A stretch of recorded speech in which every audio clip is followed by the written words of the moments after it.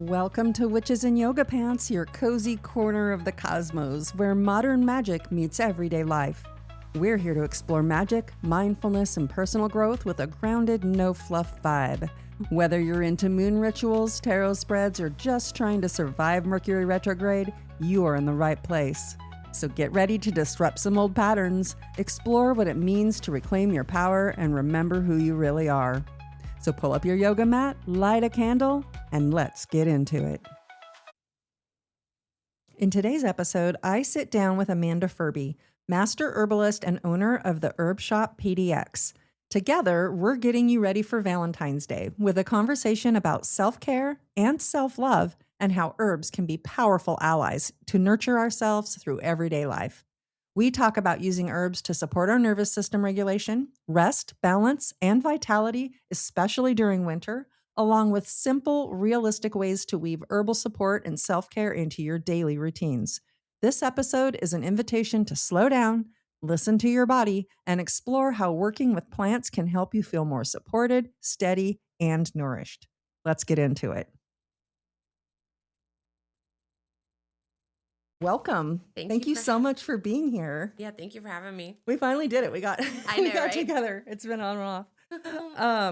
Okay, well, today we're going to talk about herbs as allies for rest, balance, nervous system regulation, grounding, and vitality, along with self-care practices that are realistic for the everyday person to just be able to take care of themselves a little bit better. So we have Valentine's Day coming up. Yes, we do. Always an interesting day. Lots of feelings and emotions that are often related to Valentine's Day. And so I'm excited to talk about a little self-love practices.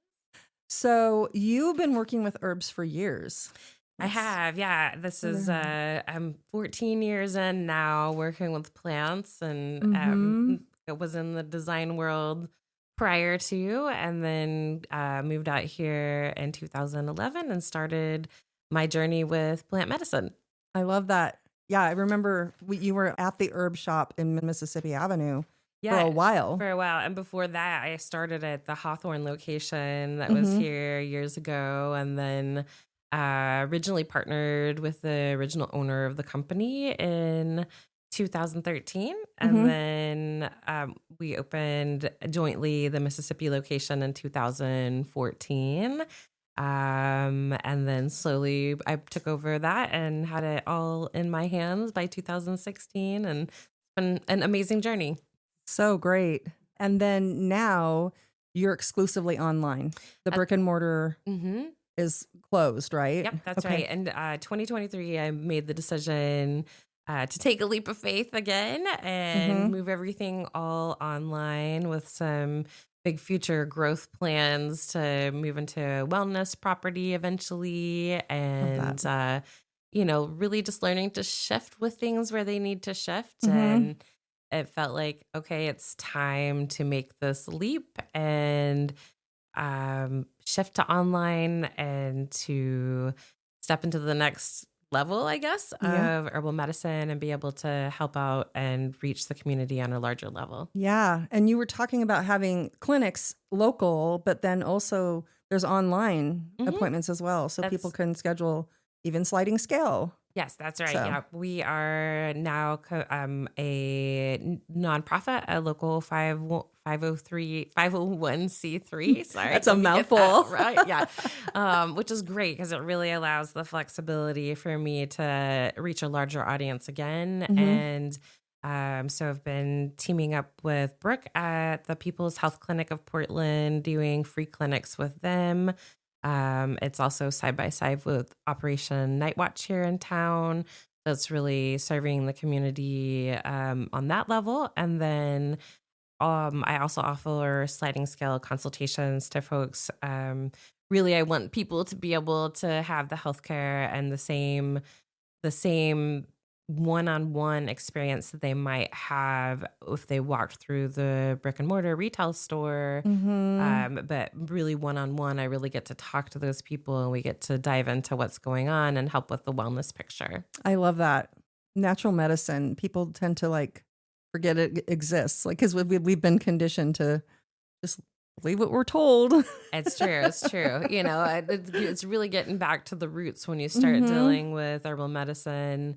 I love that herbal medicine is something that is used all over the world, and that there is this beautiful relationship with the plants, no matter where you are. I mean, you can find dandelion, for example, and Absolutely. it's amazing to me that hundreds of years ago, people that had no communication, there was no Wi-Fi, there was no cell phones or even telephones at that point. Right. We're still using those same plants for the same For the same things. Mm-hmm. Yeah. Yeah. People just figured it out. They did. They figured it out. I'm sure through trial and error. I'm sure there was some trial and error, because there are herbs and plants that can definitely be dangerous and even fatal if you don't know what you're doing. You can't just go forage, people. Don't go foraging. There's definitely caution within it. But although dandelions are pretty safe. Yeah, unless they've been sprayed or something. Yep, exactly. I mean, those are all things to take in consideration if you're harvesting your own plants. Yeah, definitely. Well, so let's talk a little bit about. I know you have a blog that you're putting out about self-care, Valentine's Day, self-love, and herbs that can support that. Do you want to just dive into the blog a little? Yep, absolutely. Again, we're lucky that we have so many options for plants and working with them. And, it's never a one size fits all ever, but on the blog, I'm talking about a handful of herbs that I really like that are amazing aphrodisiac herbs that are also relaxing the nervous system as well, which is really your key component, right? Absolutely. When it's coming to self-love or anything in that realm, then your first step is your nervous system. Like, absolutely. Let's get your nervous system in check. So, a few of my favorites that I'm talking about in the blog are yohimbe, yohimbe is known as the wild animal in the cage. So, it is very potent. And with that being said, make sure to read the blog, because there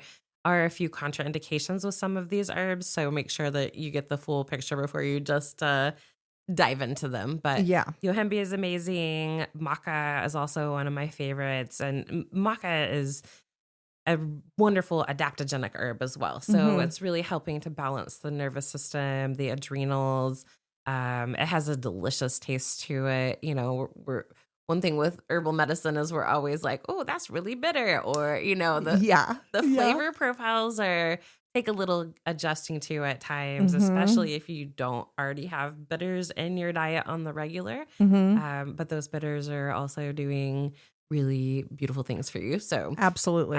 But maca it's great for, stamina and adrenaline and libido, and it has kind of a nice malty taste to it. Like, I love to mix it in smoothies, or, using it as food as well as your medicine, right? Like, those two go kind of hand in hand. Like, we're not looking at, here, let me give you a couple herbs, this is going to cure you. We're like, let's look at your wellness picture and figure out how to incorporate herbs into every part of your life. So love maca. For me, it is very energizing. Okay. So even though it is that adaptogenic property, that's kind of an adaptogenic herb is it's balancing the adrenals, so therefore it can provide energy or it can help you relax. Right. It's like a balancer almost. It's the teeter-totter of balancing everything out. I was going to ask if it's the same maca you hear about people using in the morning, like in coffee type drinks. Absolutely. And, okay. And it has a really delicious flavor to it. The maca is a really lovely option, to add into your regimen if you're working on self-care and balancing your nervous system. And in the blog, it looks like you talk about it being kind of hormonal support as well. It can be. Yep, it can be for sure. For some people. Now, does that depend, the way that herbs work for people, does it depend on the person? Like, and what their state is? Yes. Okay. Yes, absolutely. Every person, again, is very different. So, like, whatever your constitution may be, there may be one herb that's better for you than the other. If you're hot constitution or if you're a damp constitution, like, those are two very different things. So you might take different herbs for what you have going on. Right. Gotcha. Isn't homeopathy where you actually treat it with I went to someone one time and they gave me something with B because I was busy. Oh, Do you know what I mean? Bee energy. What I'm like, bee energy. I know that well. I'm like, I love bees and I love like the busy. I mean, that's me in a nutshell. I'm buzzing around all the time. Yeah. But, so that would be a good thing for you to take then, right? Yeah. Well, maybe. I mean, it may be too much. Like I may not need that much bee energy, but if you're like calling in bee energy, then maybe you do need it. Okay. But, I was just curious about that because it's like I always. Yeah. And a lot of times with homeopathic remedies like that, that they're, it's a very tiny, it's almost like a microdose a little bit, you know, like they're little tiny pellets in those blue. Yep. Like a cell salt is what they are. And they usually just dissolve right in your tongue. And a lot of times you can work with things that you wouldn't necessarily be able to work with because they're too toxic or, they're a low dose plant, but you can use them in homeopathy. Right. Where you can't always use them like as a direct herb, as a tea or something like that. Okay. So just different different usages, different people. And, dosage, right? Dosage is like one of the most important things with, any medicine, no matter what it is. Whether it's plants or pharmaceutical, like dosage is everything. Like a little bit too much of something can be really bad or, not enough of it doesn't do anything. So, that is that balancer for sure. And I think having somebody guide you through that too, that knows what they're doing. Because it can be kind of overwhelming and intimidating. And if you want to try something and you're trying it and it's not working, it might be because you're doing the wrong dose or for sure. And that's where working with, an herbalist or a naturopath or some combination of that is really, really helpful to make sure you're taking the correct dosage of things. Yep. Definitely. Okay. Yep. So we got off on a tangent. That was with the mock. That's fine. That's what we're here for. So continuing with the herbs that are in the blog, another one that is really amazing is horny goatweed. And really the reason why that they discovered that it was horny goatweed was because the goats were eating it and it made them horny. And then they were like, so I'm sure that spurred the moment, where somebody was like, maybe I should eat this plant. I love how things are named. That is hysterical. Yep. It's like, wow, the goats are really horny. I'll have what she's having. Yeah, exactly. So, again, a really amazing libido herb that's amazing for helping in situations like that, but also can be great for PMS and menopausal, symptoms, things of that nature. And then, next on the list here is rose. I love rose. I love rose. I have rose in our little candle over here. Oh, yay. Rose and peony, just for set the mood. Good. Yeah. Talk about rose. Yeah. So rose is a very, heart-centric plant. Again, great for the nervous system, for relaxing the nervous system. I don't know. I feel like rose is one that everybody should have, but not everybody, is into rose, and that's fine. Yeah. But I have developed a really close relationship with rose where I feel like if I'm out of sorts or, really stressing over something, like just a few drops of rose, whether it's a tincture, a tea, essential oil even, is just so immediately calming for me and nourishing to the heart center. It absolutely is. Yeah, related to the heart chakra and so versatile and easy to use. Like when I mentioned I have rose, I just have rose petals. Yeah. Literally take rose from your garden and dry it and you can put it in your bath or a foot soak or... Yes, absolutely. I made a really yummy rose glycerite this summer for some plant meditations for Pickathon that I've been doing. And it was just so delicious. I'm like, I just want rose glycerite every day. Just like drench yourself in it. Take a bath. Yes, exactly. Yeah. Yeah. And rose is actually one of the highest vibrational frequencies when it comes to like from essential oil standpoint. Has a really high vibrational frequency. And I feel like that's why it kind of centers the heart too. Yeah, that would make sense. And, it takes an insane amount of rose petals to make essential oil. Yeah. So it's so concentrated. So precious. It is so precious, and not to go on another little side tangent, but, essential oils, often are overused, and it's like it's such a tiny, tiny amount that you really need for that Mm-hmm. potency. Mm-hmm. And being aware that like one drop of rose goes a really long way. Mm-hmm. And we have to be really cautious with essential oils too, because they are insanely potent, which is great and amazing. Mm-hmm. But one of my favorite stories that Rosemary Gladstar, who's like the grandmother of herbalism, Yes. was telling in one of her classes was with oregano essential oil. Ooh, And how that's a strong one. Yes, how potent Gotta be careful with that. rosemary, or I mean, how potent the oregano essential oil was. Yeah. And her husband was sick and made a bath, and I believe she put in, two drops of oregano into the bathtub, and then it literally started like kind of burning his skin. I was going to say two drops. You have to be careful what you put in water if you're talking about essential oils, because a lot of them can burn you. Yes, they can. They absolutely can. And even with a carrier oil, oregano is rough because it's a hot oil. It's potent. Even in tincture form, oregano is extremely potent. So yes. But anyways, that's my little side tip for essential oils. Yeah. Use them moderately. Yeah. Or minorly, moderately. Yes. Well, and I think paying attention to, I think there's a lot of essential oils that out there that have a lot of filler in them and aren't necessarily just like essential oil. A pure rose essential oil is usually very expensive because of the amount of plant material. And if you're buying something, most of the time it will have some sort of a base oil like a jojoba or fractionated coconut oil. And that's okay too. Just usually when you're looking at a label, it will typically say like 10%, and that's because it's in a base oil, that it's not a true like full rose essential oil. Yeah. So just things to be mindful of. Yeah, for sure. This might be a good place because I know there's a rose tea that I get at the grocery store that's really good. And I meant to talk to you about this beforehand, but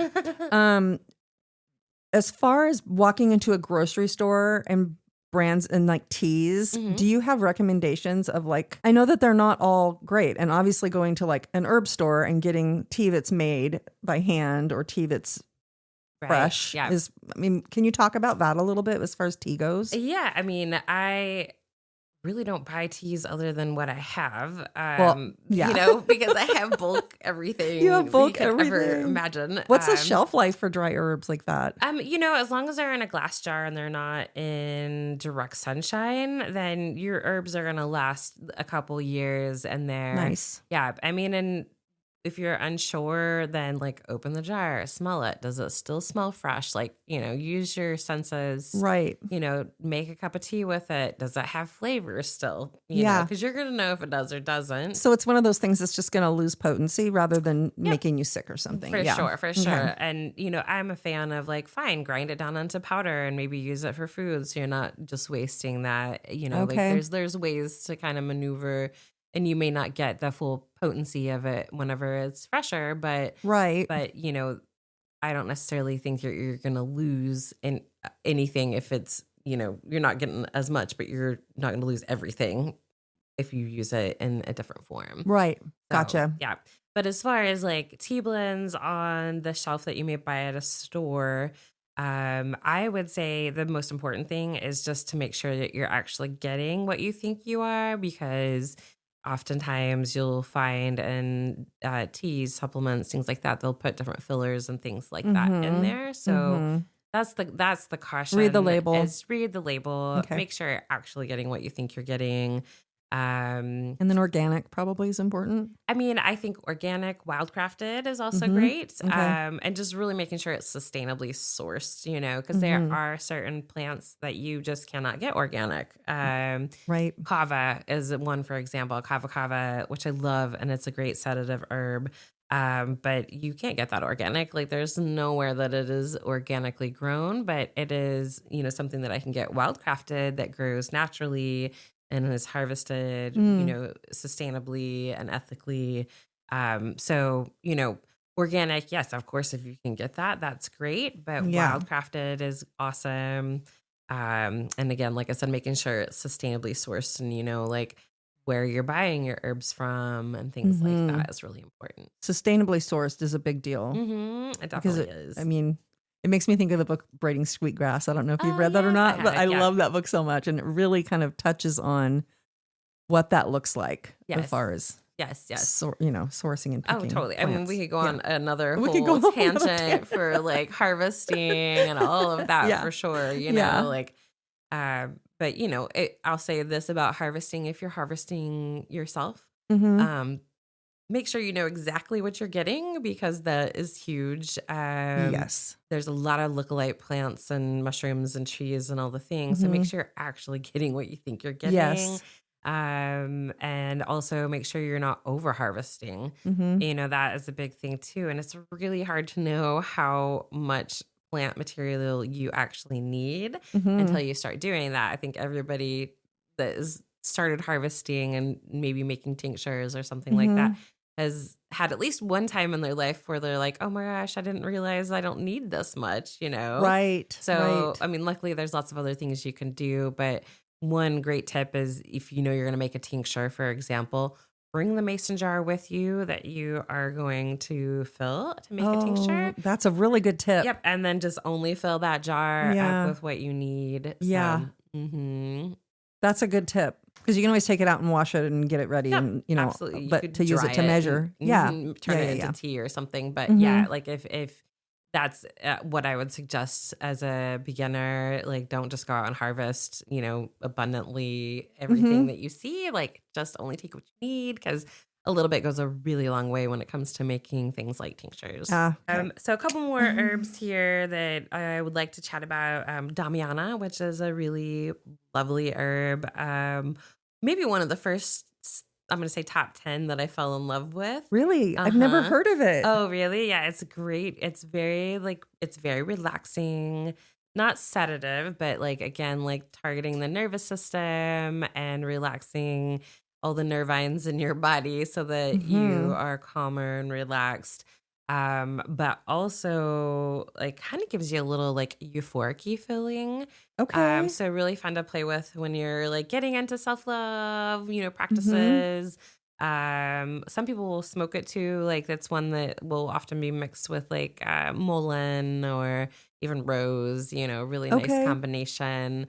And it has a great flavor too. It's one that's not super bitter, but tastes pretty yummy. It has kind of just a distinct flavor to it. I don't really know how to describe it. Right. It's its own flavor. It is but its it's own yummy. flavor. Yeah. I mean, it's definitely green and earthy, but it's not extremely bitter like yellow dock or something like that. So fun to play with as far as recipes go and things of that nature.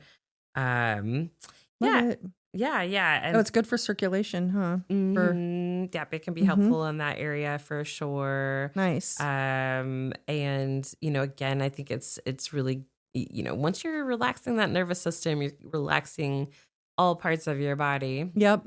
So, yeah, absolutely. And then the last one that I have on this list is, last but not least, Shatavari, which is an amazing Ayurvedic herb that's great for hormones. That's great for, again, the nervous system. I feel like it's often used whenever folks are having discomfort in their reproductive cycles and things of that nature. So cramping and stuff. Yep.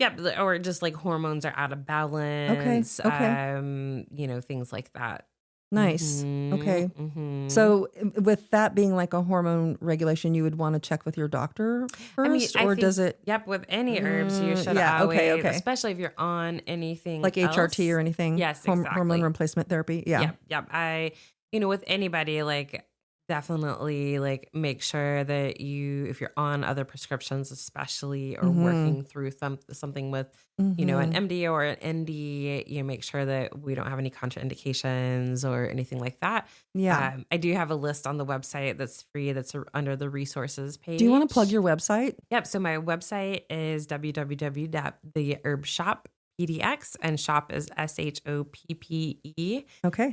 .com. So the Herb Shop PDX.com. Got it. Yep. Yeah. And So lots of good resources there. lots of resources there, but there's a herbal contradiction list on there. So that's great. I always send people there like, hey, check this out. I've definitely had naturopaths and a few MDs also work with me side by side. So that is also a really good option. That's amazing. I'm glad to hear that you have MDs as well. Yeah, I think it's becoming more people are remembering. Yeah. I want to say remembering rather than discovering, because I mean, herbs have been around longer than a lot of the medicine that's out there today. So it's so true. And that's a really beautiful way to put it, because I think that, it's in our ancestral bloodlines, wherever we're from, that, that was what we worked with forever. Yep. And so, yes, we are remembering to bring those plants back into our lives all the time. Yes. Mm-hmm. Great. Yes. So that's, those are, just some really fun, playful herbs that folks may want to work with that are going to help with the nervous system and, self-love, self-pleasure. If you have a partner or you're by yourself, either one can be just some things to check out and, see if you like them. I love it. And you actually have a recipe on that blog. Do you want to talk about that real quick? For the candle? Yeah, for sure. So I love making a massage candle. Yeah. And so on this blog, there is a recipe for making a massage candle. And it's pretty simple. It's pretty straightforward. It's just going to be like very similar to making a regular candle. You just have some extra ingredients in there. And so this has cocoa butter and shea butter. And then I used soy wax with mine just because it's a little bit softer than beeswax. You could definitely use beeswax if you don't want the soy. But you are going to put it in a double boiler, bring it down, let it melt down. You want to let it get to, I think, 80 or 9 degrees in order to add the essential oils. And that will help the essential oils to not burn off because it's too hot. So having a candy thermometer is excellent when it comes to making candles or salves or anything of that nature, just so you can kind of check your temperatures when needed. Okay. But yeah, so you basically make a candle and then you'll heat it up just a little bit. I usually let it heat up, get a little liquid going in the top there, and then, let it cool down so that it's not too hot for your skin. But then you can just take it and rub it on just like it's like a butter. And it's going to absorb oil. more like a lotion than using the oil rather than like a candle would just wax up on your arm. Yes, right? absolutely. Okay. Yeah, it just rubs right in just like it's a massage oil. So you can play around with whatever essential oils you want. I love it. I know you have some suggestions here. Yep, I do have some suggestions. This is a very similar recipe to my massage candle that I use for my aphrodisiac kits. And so, again, these are all things that are, promoting self-love and relaxation and just kind of opening up the heart waves and the heart-centered channels, if you want to call it that. Yeah. Yeah. Jasmine, rose, ylang ylang. Cedar's really grounding. You've got some good geranium. Yum. I know. Yeah. And neroli too. And neroli. Yeah.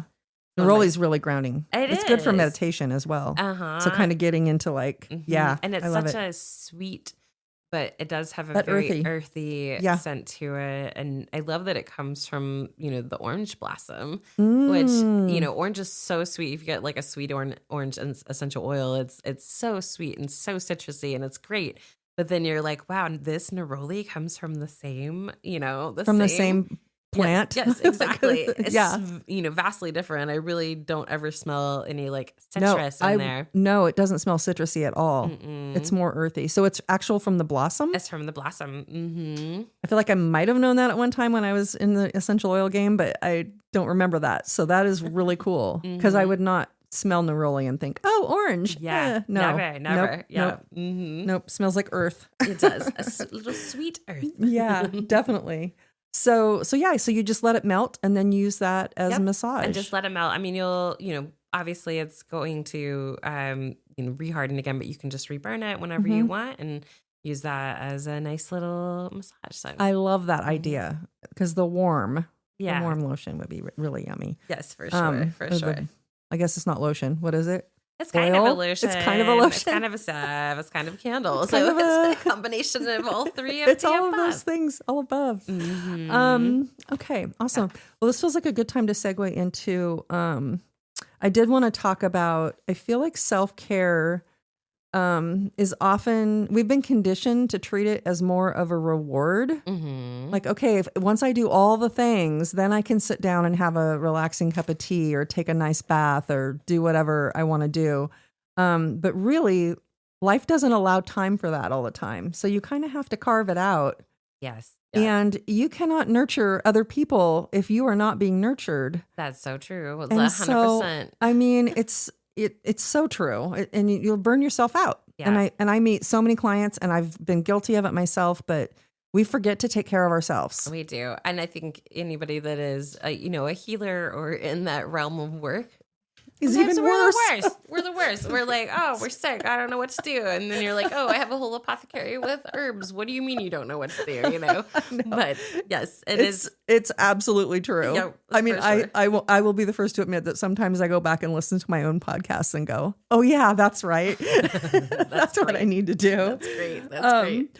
But I think maybe we can talk about just some simple ways to work in self-care into daily habits. And I think one first thing that you can do that isn't even something specific is just slowing things down. Yeah. Like, I feel like even if you're just washing your face, like you're not running a marathon next, I mean, it's just slowing things down That's true. and creating small rituals with everyday activities. Yep, exactly. So, and it's like, again, don't stress yourself out in order to be able to oh my gosh, I have to have time to meditate. Yeah, and self-care. Like, you want to make sure that it's not all going to happen overnight, like they just slowly start building things in. And then, let's say by the end of this year, these are just normal practices for you. Yeah. And then you really are, doing self-care and self-love for yourself. And there's a lot of really simple, gentle, easy ways you can do that. First off, herbal baths. I was just going to say, I am such a bath girl. Yes. I mean, I go through spurts where I take a bath every single night. Yeah. Oh, me too. And just water itself is such a relaxing thing for me. Like it always has been. So a bath. Yeah. And, talk about change your attitude or your mental state like immediately. Just submerge yourself in some water, and that goes for a bath. That goes for like a cold plunge. Cold water. Like, yes. Like water is so magical all in what it does and how it helps us to just like, help the body, help again, regulate that nervous system. Absolutely. And take the edge off. And, I talk to clients a lot that are, stressed out and, having anxiety and can't sleep or whatever it is. And one of the suggestions that I make is take a bath. Can you take a bath? Take a bath. Yeah. Take a bath at night before you go to bed. You're starting to slow the system down, washing away the day or whatever it might be. And it's so healing. It is, and you can make and that's before you add anything to the bath. Exactly. That's just the water, guys. That's the water. Yes, that's where I was going next. And the fun part is then you can start really like catering those baths into what you need. If it's self-love, maybe again you use some of the herbs we talked about previously or lavender, rose petals, a few essential oil drops, but again, be careful which be careful. Some of those can be burny in the bathtub, especially in the hot water. But even just a few drops of like fractionated coconut oil can make it feel so luxurious getting out. Sure. It's like your skin is soft and you're like, okay, I've been to a spa now. Yeah, exactly. Throw some Epsom salt in there. Yeah. Put some candles in there, set the mood that you want for your day, your moment, your whatever you're processing or going through, and like take that moment to disconnect from your electronic devices, you know, like all of that is so important for self-love. Like just ground down, put yourself in that bathtub and, let the day wash away. Yes, absolutely. Like I said, I am a bath girl. I even strung lights around my bathroom ceiling. Yeah. So it's like you turn that off and it's just like you're in this little paradise so of like Yeah. You're like, here's my mood lighting. This is my mood lighting. I love it. Yeah, I love that too. Yeah. And so a few other great self-love tips. I've got an herbal mocktail that's on my website that's a strawberry cacao mocktail. Yum. So super yummy. Again, like you're just enriching the body with things that are self-loving for yourself, you know? Share it so with your nurturing. friend. Yeah, for sure. And yummy. I mean, again, like we're hitting things from all angles, right? We want internal, we want external, you know, we want mental health, we want rest, you know, we're hitting the whole body with self-love and creating a protection shield around ourselves that is allowing us to, you know, nurture ourselves and take care of ourselves and love ourselves. And taking the time to do that. And really, like, you have to love yourself before you can love anyone. That's true. I see that in some human design charts that I look at when I'm working with people. Yeah. That's kind of one of their lessons. I say this because I've seen it multiple times now, that they're really here to work on relationships in this lifetime. And part of that is figuring out how to love yourself. Yes. So that you can give love to others. Yes. And that is, you know, as a society and a culture, like we have forgotten that that's important. You know, I feel like, you know, and it's not just, you know, female bodied people. It is, you know, masculine energy as well, where you see certain people that are just giving, burning out, don't know what to do, feels like the world's crashing down. But it's like, oh, guess what? Like, come back to yourself and love yourself because you can't just give out and give out and give out. You have to 100%.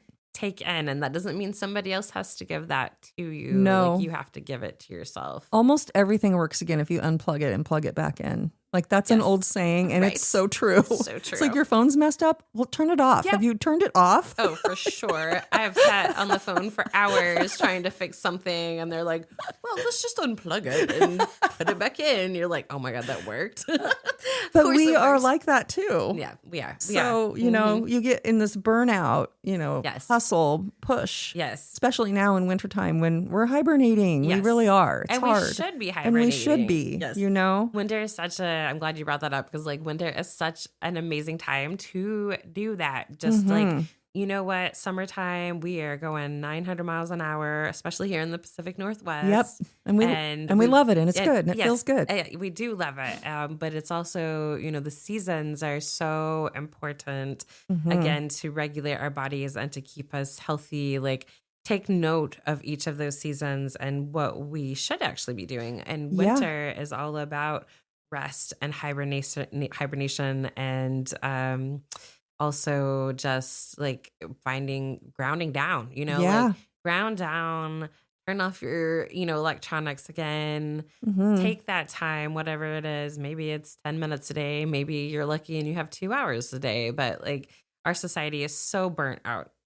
I mean, over and over and over again. Overstimulated. I have this conversation because we are all at max capacity because of the amount of information that's coming in all the time at us, and more so than ever before, because we are bombarded constantly, you know, and it's social media, it's the noise, it's everything around us. It is, you know, it's just part of, and there's no off, you know, there's no off.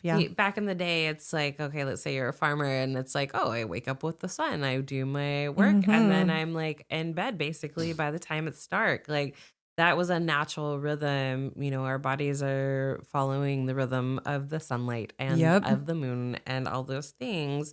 And so it's, you know, really important to ground down in winter and let your body rest and recharge. Yeah. And, you know, flush away the previous year, whatever it is, energetically, emotionally, physically, all the things. Yeah. And, you know, prepare yourself for the next year in the healthiest possible way. Yeah. I love that. And I also think, you know, we're recording this in January and it'll come out early February, but, you know, New Year's, you know, we it's like time to start all these things. And it's like, it's really not. No, it's really not. Nope, it's like, you know, it's like we made vision boards, and it's fun to think about what you want to accomplish in the calendar year, but it's not time to start doing that yet. Like spring, we're talking New Year is really in spring. Look at the planet. Look at around us. Like the plants are sleeping right now. Yes, most exactly, of them. Exactly. Yeah. And the next thing I talk about in this blog is that rest, right? Indulge in rest, take a nap. Like, really like winter is just that. It is about just that relaxation. That's where so much creativity comes. Like, absolutely. And planning. I feel like even though we are resting our body and our minds, like it opens up the pathways for creativity to come back in. Definitely. And it's more that yin energy, that creativity, that rebirth of a year, the rebirth of the season. And so, rest as much as you can. Rest as much as you can. Say no.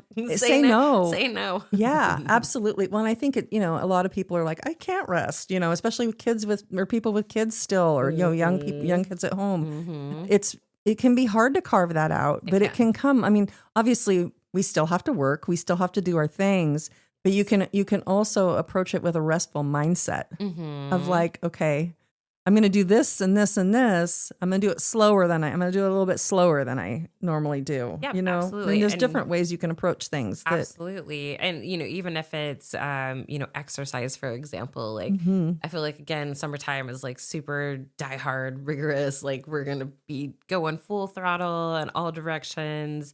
And so, the type of exercise you might do then is very different. Maybe in the winter you need some like hot yoga or some yin yoga or... Absolutely. Sometimes I go to the gym and I just go into the steam room. Yes, exactly. I love that. I'm like, that's exactly how I go to the gym. Like take me straight to the sauna, the pool, and the steam room. Okay, great. That's my workout. Yes. Yes. Yeah, that's a workout. Yeah, it is. It totally makes you sweat. You're good. It totally does. Yes. Yeah. And then, touch and massage, that is also really important. I think that interestingly enough, like touch in general has come up for me quite a bit this year where, understanding my level of comfort with touch and how, touch can be a very platonic thing, but because we are in winter and maybe we are, hibernating a little bit more, we may not like touch people as often or give them a hug or a foot massage or a hand massage. Like it does not have to be a, sexual It doesn't thing. have to always be sexual, right? It does not, Well, touch is important. And I wish massage school was too long ago, but there's a number, like you should be touched multiple times a day, like to be healthy. And it's like most people are not. Yeah, I've heard that. Even with hugs, I think it's for 15 seconds. If you hug somebody, then it's releasing a certain amount of serotonin every day. And so what a beautiful way to like just continue absolutely through your self, loving practices. And we use our senses, we use our hands to touch everything, but you don't feel it. Yes. Yeah. Like if you pay attention to what you feel when you touch something, it's a different sensation than just going through your day. Oh, for sure. Using your hands. And I feel like animals can be a really special gift with that too. Like if you are like, maybe you're, maybe you're single and, you don't have a partner or even, friends in your life that can help provide that. Your pet will cuddle you. Your pets will cuddle you all the time and they love it too. Like if you don't believe in self-touch, just touch your pet and see like, because they're just instantly like, oh yes, thank you so much. I mean, they're the perfect vision of, self-love and, and being able to unconditional love. Unconditional love. And just that just pet immediate, me. like, pet me, love me. Okay, great. That's good. Yep. So, so massage and touch are really important. And, the massage candle that we talked about earlier is a great one to add in for this. And obviously you can do that for yourself or you can also use that with another person. So even if if you were using solo the massage candle, you could do like a foot soak with some Epsom salt and some herbs in there, and then rub that candle on your tootsies. Oh my gosh, that sounds lovely. Yep, especially if it's cold outside. I know, right? Yeah. Like, I mean, we're pretty fortunate in the Pacific Northwest. We don't have extremely cold weather like other places, Yeah. but it's still cold. It's still for cold. Us. Yes. It's cold for us. Yes, Yeah. it's cold for us. And We're like, oh my gosh, it's 45. I know. So true. I talk to people that they're like, wow, it was 17 degrees today. Yeah, and I'm I like, know. oh my, I'm so happy I live here and not there. So Yeah, definitely. Mhm. Definitely. Yeah, for sure. And then, one other thing I think is really important for self-love and reconnecting with ourselves is nature. Yes. And again, this time of year, like we want to hibernate. So when we are putting outward energy into the world, like reconnect with nature, get into Mhm. nature. If I'm having a day where my brain is just not computing or things feel highly stressful, Mhm. then I'm gonna go put myself in nature. Yeah. And that can literally be walking around my block, or It's it so can grounding. be, at the beach Mhm. or the woods or whatever. But that vitamin D that we really desperately need is Mhm. really important. And then there's just the magic of nature and plants and surrounding yourself in a quiet environment. Again, that's not Yeah. overstimulated with all of the modern technology of today. Get yourself out there, go sit by a river, go Yep. do a hike, go snowshoeing, whatever it is. Yeah. Like absorb nature and let it give you the lessons that it's trying to provide for you on the regular. Yeah, definitely. Just reconnect with that energy. Mm-hmm. Because Yes. it's sleeping right now for the most part. So It yeah. is. And, like this is my favorite time of the year when everything is hibernating. And then, we roll into spring and all Spring this. is so exciting. It is so exciting. And then all of a sudden you're like, oh my gosh, all my friends are back. Like, Yeah. look at that dandelion and that chickweed and, Yeah. whatever else is coming up. It makes me want to plant everything because I'm a gardener, and Oh, so yeah, like, for sure. so excited. For sure. But it is that same process, Mhm. we're hibernating now, we're, recharging, we're replenishing ourselves, we're working on self-love. And then, in the spring, we're really reborn for the Yeah. next year. And so are the plants and Yeah. everything around us. Well, but for us, just like the plants, I mean, they look like they're asleep, but really there's a lot going on. Oh, yeah, for sure. If you go down in the root system, it's like it's preparing, it's restoring, it's all the things we should be doing too. So It's true. It's true. Yeah. One of my favorite plants that is one of the first plants that you'll see here in the Pacific Northwest is the crocus flower that comes up every year. And I always call it the gatekeepers of spring to fall because it tends to bloom in the spring. And then you always see it blooming in the fall again. okay. And so Are those a little orange? Are they orange? They're purple usually. purple. And they do Okay. have a little orange, centerpiece. Oh, the centerpiece. Yeah. They're in the same family as saffron, actually. Oh, I love saffron. Mhm, Okay. mhm. I don't think you can, take them and use them the same, No. but they are Yeah. in the same family. And they're just so beautiful. And every time I see them, I'm like, oh, thank you. Spring's here. Spring's here. Spring's here. Yes. It's happening. It's happening. We made it. We made it. Awesome. Yeah, for sure. I love that. So that's kind of the, just some simple self-love tips and love practices for yourself. You can do for yourself. You can do, with a partner, another person also. But, those are some very simple, easy things to do, Yeah. right? Definitely. You're gonna take a bath. You're gonna Take a eat bath. good food. Have some tea. You're gonna rest. Yes, you're Yep. gonna drink some tea and you get into nature. Rest. Yeah. Yeah. And if you're going to do scream time, do a book instead. Yeah, there you go. There you go. That's some downtime. I love it. That's so true. Yes. Yep. And I make at the shop a whole realm of products that cater towards self-love, including the massage candle and aphrodisiac. So you have them on plants. sale for people who don't want to make their own with the Yep. recipe. Oh, perfect. Yep, Okay. absolutely. Yep. The massage candles, I do make one. I love making products. And Mm-hmm. I mean, even before I really, I guess, knew the ins and outs of herbal medicine and like how it works in the body, I fell in love with making products. I was like, Okay. I want to know how to do everything. I want to make my own shampoo Yes, and my everything. own, all the Oh, yeah, things. skincare, like all the things, And so I really geeked out and dove into how do I make everything before I ever got into like the body or, oh, you should take this plant if you have this going on type thing. Wow. Okay. So that was kind of your gateway into it, was wanting to make your own like personal care products. Yes. Okay. For sure. And, a funny story. So when I was back visiting my mother in Indiana back in October or November, I think it was somewhere in the fall.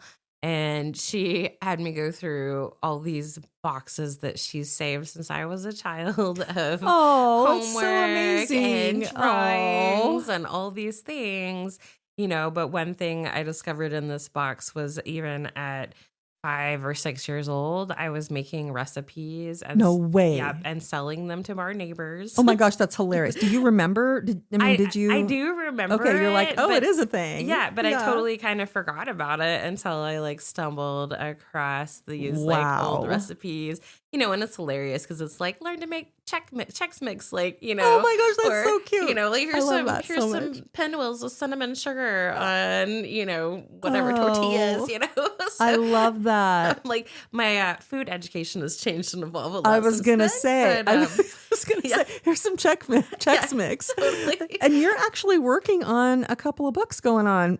I am. Yeah, I am. Now, are you using those old recipes? I'm not, but I mean, I may like put a fun little that could be cute. Or something. If you have them, that could be cute. Yeah, for sure. I mean, and it's hilarious just kind of even deciphering through my spelling edits on things. So because they're handwritten on big ruled paper. Yeah. I love that. But yeah, so I for years I've written blogs. And again 14 years of writing blogs and recipes and all sorts of things and.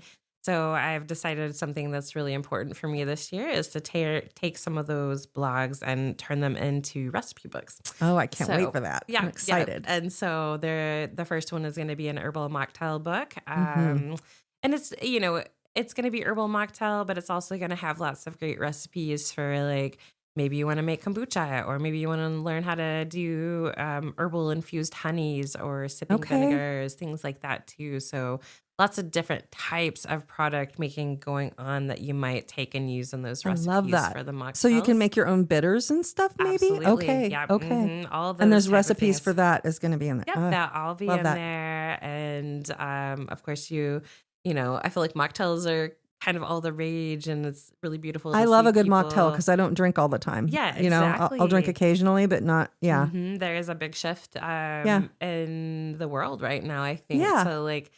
Again, people are waking up and remembering. Yeah, we're taking. We don't need to numb out. Yeah, exactly. We're taking care of our bodies and we're self-loving, and you can still have a delicious beverage, but it doesn't necessarily have to have alcohol in it. Yeah. And a lot of herbs can be very euphoric, and so like you're also getting those medicinal properties of those plants within your mocktails that you're drinking. Yeah, so you can make those yourself. I know there's several in the market. I can't think of any names right now that I've bought in the past that taste similar to wine, but it's like you drink it and you feel almost like you've had a drink, but not quite. And then you don't, and then there's nothing. Like you don't feel hungover, you don't get a headache. It's just, it's fabulous. Yeah, it's great. Yeah, and like that's why not? Again, rolling into like the second book that I'm going to be consolidating blogs is a food as medicine book, and so it's a recipe book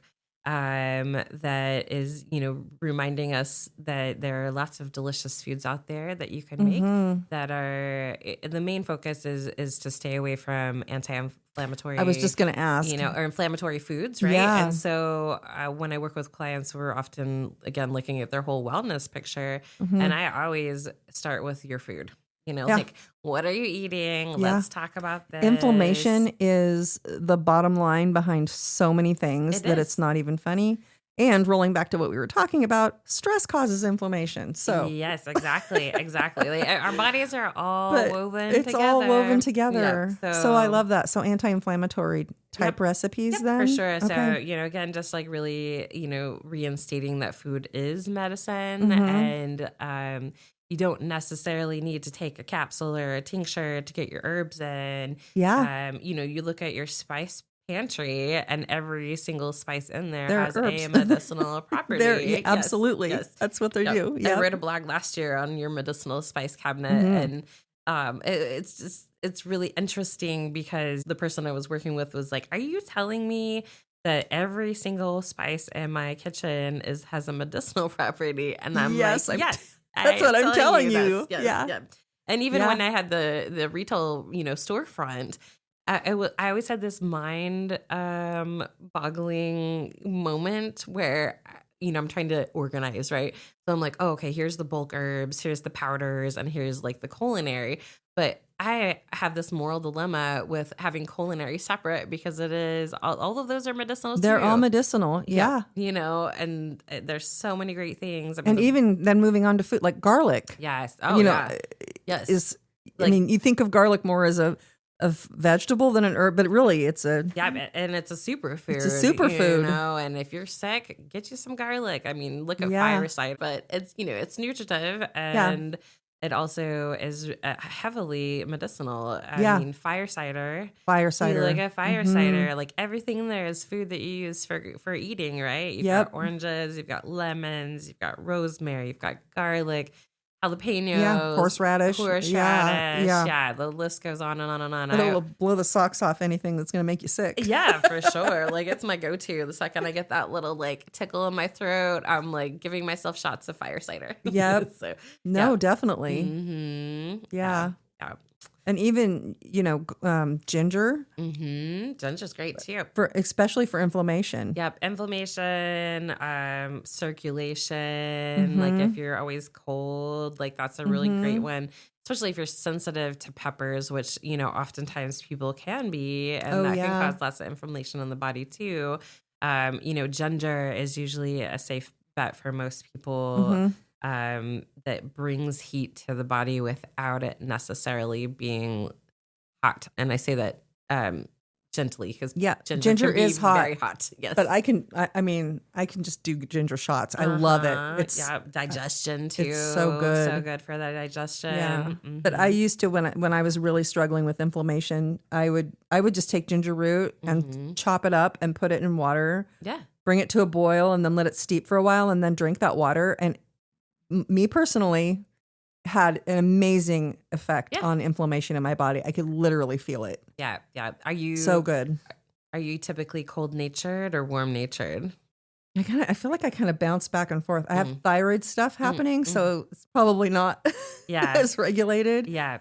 But I find that people, I have had autoimmune inflammation stuff happening. Gotcha. So, yeah. It's a really good one if you're like a damp constitution, because it brings that warmth into the body and the heat and the circulation and all of those things. Now, how do you tell what constitution you are if nobody's ever told you? Well, there's a whole nother topic. Yeah, there's a whole lot of things for sure. But I mean, a really simple, easy, like for example, for like dry versus damp. Yeah. Like, do you sweat a lot? Do you not sweat a lot? That's an easy way to look at it. Okay. Like, are you what's the right word? Are you like, do you have a lot of congestion, like head congestion, lung congestion? Are you clammy? Like those. So those would be damp. Those would be damp, right? Whereas like somebody. Yeah, I don't really sweat a lot. Yeah.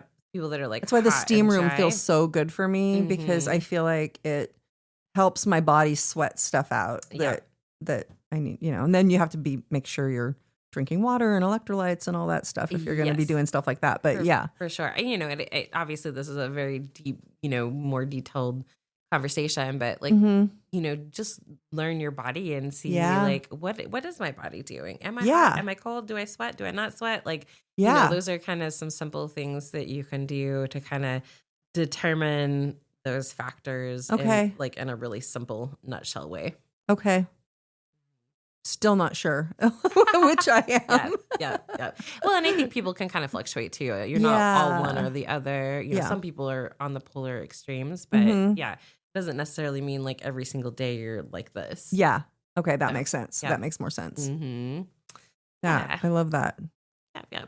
Well, and I know during winter you should, but like it's better to eat warm foods and cooked foods rather than try to eat raw, right? Yeah, for sure. And, I'm glad you brought that up too, because like the food, both of these two recipe books that I'm consolidating together, these blogs, are going to be focused on the seasons. I think that is really, really important too. It's soup time. Yeah, right. I'm having a soup swap on Sunday. It is I totally love that. soup time. Yes, yes. But, we should, again, like be eating within, what the seasons are presenting to us. Yeah. That is, there's a reason, because our bodies, throughout history, like that is how we ate. And there's a reason why we ate that way. And, things like seeds, like we're saving those in the summer so that we have them for the winter. Right. So, yeah, there's those same rhythms, if you're eating ice cream in the wintertime, that may feel a little weird, Right. But, I personally, with like vegetables, for example, like I immediately start craving them as soon as spring rolls around. Oh, absolutely. And all I want is like that and smoothies for like a few months. And then it's like by the time winter rolls back around, I'm like, yeah, give me those root vegetables, those roasted vegetables, you still want your veggies in there. The butternut squash always. Oh, yeah. I'm like any of the squashes. Any of the squash. Yeah. Yeah, for sure. Yeah. So just eating with the seasons, and you're going to have it. Eating with the seasons. Yeah. I love it. I'm like, I don't have an official title yet, but I'm sure that will emerge through the process. Keep checking out the website. It'll be on there, I'm sure. Yes, it definitely will. Yeah. It definitely will. And maybe you can come back and talk about it. Yeah, I'd love to. Yeah, that'd be fun. Great. Awesome. Well, I think we've covered just about everything that we had bullet pointed. Good. Yeah, absolutely. It's been awesome and lovely to be able to spread some knowledge. Yes. Thank you so much. You're welcome. Thank you. Appreciate it. Awesome.